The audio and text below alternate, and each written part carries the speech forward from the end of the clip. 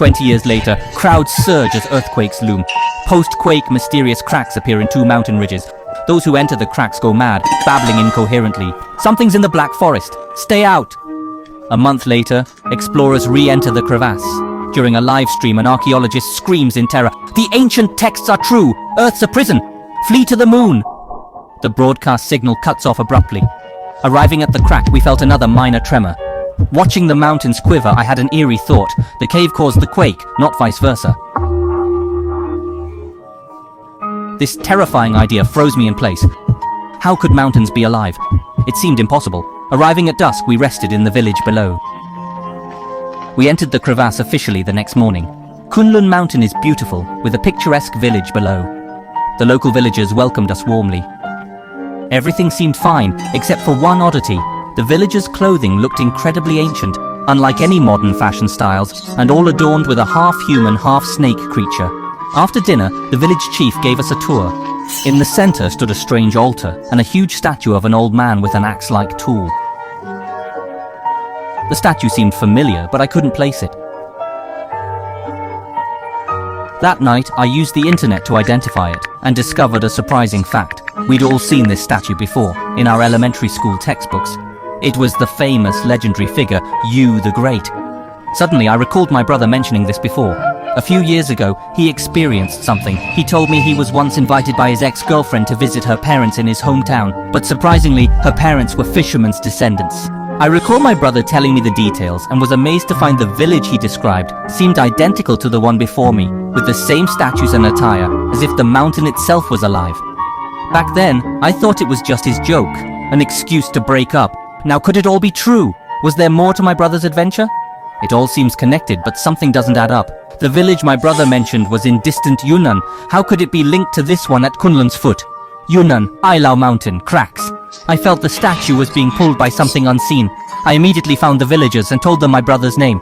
My suspicions were quickly confirmed. All the villagers, upon hearing his name, briefly showed extremely unnatural expressions, which quickly vanished. They claimed not to know the person in the photo, but I knew they might be the only ones who still recognized my brother. They must be hiding something. That night I heard heavy, distant yet close, prolonged breathing. The next day was clear and I finally saw the crack clearly.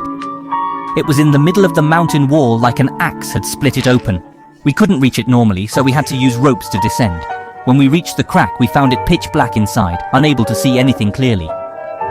It was truly strange. The sun shone brightly above, but when its rays entered the crack, it was as if something swallowed the light. Even stranger, usually cave winds blow outward or inward from outside, but at this crack's mouth, the wind seemed to go both ways, as if the mountain was breathing. An ominous feeling gripped me, but after discussing, we decided to enter using our headlamps. The space inside was vast, larger than the mountain itself, clearly not natural. With our lights, we saw the crack's interior clearly. It was full of ancient structures, with old murals covering the walls. Among those murals, I found the one from my brother's post, a woman with a human face and tiger body, surrounded by kneeling snake-bodied creatures. About 100 meters in, we found decomposing human bodies, identifiable by their name tags.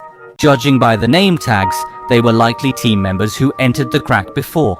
Thankfully, my brother's name wasn't among them. We searched the area for any useful clues. Finally, we found a notebook in a team member's backpack. The notebook contained strange writings in distorted text. We deciphered 4 words and a sentence: Chang'e, Buziao, Yuebei, and Three-Eyed Teacher. The sentence read, "Chang was discovered long ago. The rumors are true." From previous research, I understood what these words meant. But what killed these team members here? At that point, I thought death was the worst that could happen. Later, I learned there are things more painful than death in this world. As we went deeper, the inexplicable fear became more real. Some team members couldn't handle it and turned back. Others seemed to lose their minds, frozen in terror.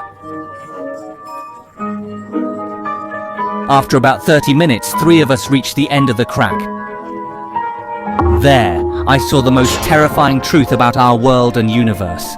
A massive creature with a human face and tiger body surrounded by sticky beasts. It's hard to describe the experience. It was surreal. The surroundings were chaotic, filled with indescribable sights and sounds. It felt like countless beings were rushing at you. You felt death was imminent. This fear stemmed from our collective subconscious, a primal instinct. In the darkness, villagers seemed to transform into half-snake monsters, kneeling before the terrifying creature. The team vanished, and my light went out. I admit I'm a coward. I ran, abandoning the search for truth. I don't know how long I ran. When found, I was at Mount Elo's base. The cracks disappeared that day. People attributed it to geological activity, unable to explain it. But only I know what really happened, and the terrifying existence hidden behind our world.